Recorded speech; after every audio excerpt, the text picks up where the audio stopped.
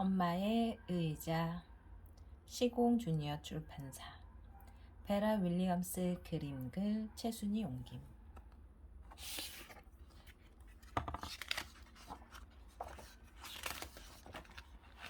돌아가신 나의 어머니 레베카 포렌저 베이커에게 이 책을 바칩니다. 우리 엄마는 블루타일 식당에서 일을 하십니다. 학교 수업이 끝나면 나는 가끔 식당으로 엄마를 찾아갑니다. 그러면 식당 주인인 조세핀 아줌마는 나에게도 일거리를 주십니다. 나는 소금통과 후춧가루통을 씻고 병에 케첩을 가득 채웁니다. 한 번은 양파 수프에 넣을 양파를 혼자서 다 깐 적도 있습니다. 일을 모두 마치면 조세핀 아줌마는 정말 수고했구나 하며 돈을 주시지요. 나는 언제나 그 돈의 절반을 유리병에 넣습니다. 이렇게 커다란 유리병에 동전을 가득 채우려면 무척 오랜 시간이 걸리겠죠? 매일 저녁 엄마가 일을 마치고 돌아오시면 나는 선반에서 병을 내립니다. 엄마는 지갑에서 팁으로 받은 잔돈을 모두 꺼내어 나에게 세어보게 하십니다. 그런 다음 우리는 동전을 몽땅 병에 집어넣지요. 엄마는 어떤 때는 식당에서 기분이 좋아 돌아오십니다.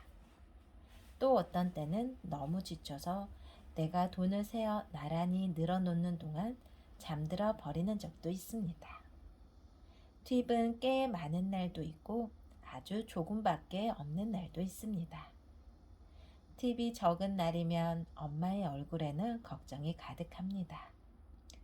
아무튼 매일 저녁 반짝이는 동전들은 하나도 남김없이 유리병 속으로 들어갑니다. 우리는 부엌 식탁에 앉아 팁을 셉니다. 할머니도 옆에 와서 앉으시지요. 우리가 돈을 세는 동안 할머니는 콧노래를 흥얼거리십니다. 할머니의 낡은 가죽 지갑에는 대개 우리에게 줄 동전 몇 잎이 들어 있습니다. 할머니는 토마토나 바나나, 그 밖에 이런저런 것들을 싸게 살 때마다 남은 돈을 모아 두었다가 병에 넣으십니다. 한 입도 더 넣을 수 없을 만큼 병이 가득 차면 우리는 그 돈을 몽땅 꺼내서 의자를 사러 갈 겁니다. 그래요, 의자요. 멋있고 아름답고 푹신하고 아늑한 안락의자 말이에요. 우린 벨벳 바탕에 장미꽃 무늬가 가득한 의자를 사려고 해요. 이 세상에서 가장 좋은 의자를요. 옛날에 쓰던 의자들이 모두 불에 타버렸거든요. 전에 살던 집에 큰 불이 나서 죄다 타버렸어요. 소파랑 다른 가구들도요. 바로 작년에 있었던 일입니다. 엄마랑 나는 새 신발을 사서 집으로 돌아오던 길이었습니다. 나는 샌들을 샀고 엄마는 굽이 낮은 구두를 샀습니다. 우리는 버스에서 내려 집 쪽으로 걸어갔습니다. 남의 집 화단에 핀 튤립을 구경하면서요. 엄마는 빨간 튤립이 예쁘다고 그랬고 나는 노란 튤립이 좋다고 했어요. 우리 집이 보이는 목퉁이를 막 돌았을 때였습니다. 우리 집 바로 앞에 커다란 소방차 2대가 서 있었습니다. 우리 집에서 검은 연기가 펑펑 솟아오르고 있었어요. 지붕 위로는 불길이 하늘 높이 치솟았고요. 길 건너편에는 동네 사람들이 웅성웅성 모여 서 있었습니다. 엄마가 내 손을 꽉 움켜 잡았어요. 우리는 헐레벌떡 뛰어갔습니다. 샌디 이모부가 우리를 보고 달려왔어요. 엄마가 소리 질렀습니다. 어머니는요? 어머니는 어디 계세요? 나도 큰 소리로 물었습니다. 우리 할머니는요? 아이다 이모가 손을 흔들며 외쳤어요. 여기야, 여기 계셔. 걱정하지 마. 엄마는 괜찮으시니까. 다행히 할머니는 무사하셨습니다. 한참 만에 찾아내긴 했지만 우리 집 고양이도 무사했어요. 하지만 살림살이는 모두 못쓰게 되고 말았습니다. 집안에 있던 물건들은 죄다 타서 시커먼 숫덩이와 재가 되었습니다. 우리는 한동안 아이다 이모와 샌디 이모부 집에서 지냈어요. 그러다 아래층 아파트로 이사를 했습니다. 우리는 벽을 노란색으로 칠했어요.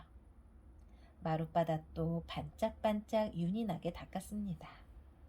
하지만 방들은 모두 텅텅 비었습니다.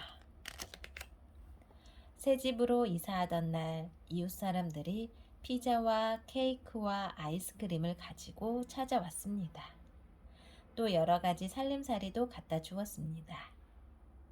길 건너 앞집에서는 식탁과 의자 3개를 갖다 주었고요. 옆집 할아버지는 자식들이 어렸을 적에 쓰던 침대를 주셨습니다. 우리 할아버지는 아름다운 양탕자를 가지고 오셨습니다. 셀리 이모는 하얀 바탕에 빨간 무늬가 있는 커튼을 만들어 주셨습니다.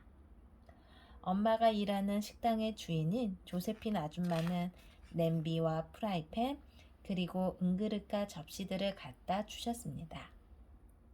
내 사촌은 자기 곰인형을 내게 주었지요. 할머니가 사람들에게 인사를 했습니다. 모두들 어쩌면 이렇게 인정이 많으신지 정말 뭐라고 감사의 말씀을 드려야 할지 모르겠어요. 다행히 애들은 아직 젊으니까 다시 시작할 수 있을 거예요. 사람들은 짝짝짝 박수를 쳤습니다. 그것이 벌써 1년 전의 일입니다. 그런데 여태껏 소파도 커다란 의자도 마련하지 못했습니다. 엄마는 일을 마치고 집에 돌아오시면 늘 발이 아프다고 하십니다. 어디 무거운 발을 올려놓을 만한 데가 있어야지 하시면서요. 할머니도 편안하게 의자에 기대어 앉아 콧노래를 부르며 감자를 깎고 싶어 하시지만 딱딱한 부엌 의자에 앉으셔야 합니다. 그래서 엄마가 식당에서 가장 큰 유리병을 집으로 가져오시게 된 겁니다. 동전이 생기는 대로 유리병 안에 모으려고요. 이제 유리병은 내 힘으로는 들 수도 없을 만큼 무거워졌어요.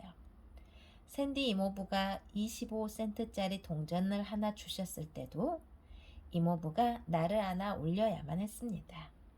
내가 동전을 병에 넣을 수 있게 말이에요. 저녁을 먹은 다음 엄마와 할머니와 나는 유리병 앞으로 갔습니다. 와, 어느새 꽉 찼네.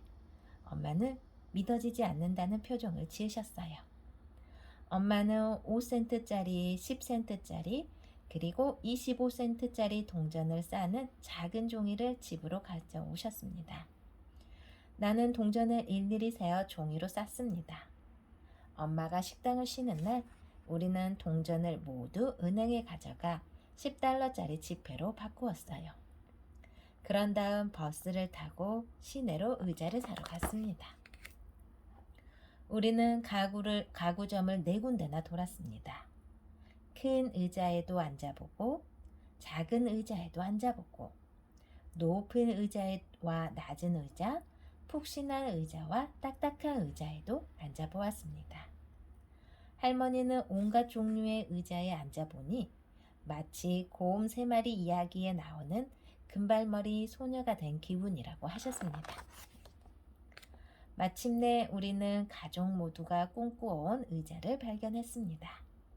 그 의자는 우리가 그동안 모은 돈으로 충분히 살 수 있었습니다. 우리는 아이다 이모와 샌디 이모부에게 전화를 했습니다. 이모와 이모부는 곧장 트럭을 몰고 달려와 의자를 집까지 실어다 주셨습니다.